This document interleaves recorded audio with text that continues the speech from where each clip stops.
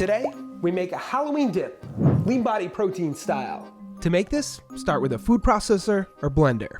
Add into it 1 can of rinsed, reduced, or no sodium chickpeas, 3 tablespoons of coconut flour, 3 scoops of our vanilla lean body protein shake drink mix, 1 tablespoon of honey, 1/4 cup of your favorite sweetener, 4 tablespoons of a nut butter, and 1/2 cup of our vanilla lean body ready to drink protein shake.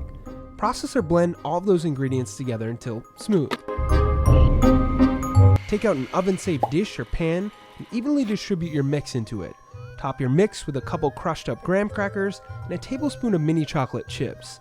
Finish with a couple Ghost Marshmallows, or if your macros allow for it, fill your pan up.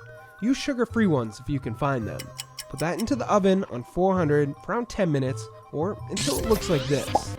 Last, finish by optionally adding some eyes and mouth to your ghosts with mini chocolate chips.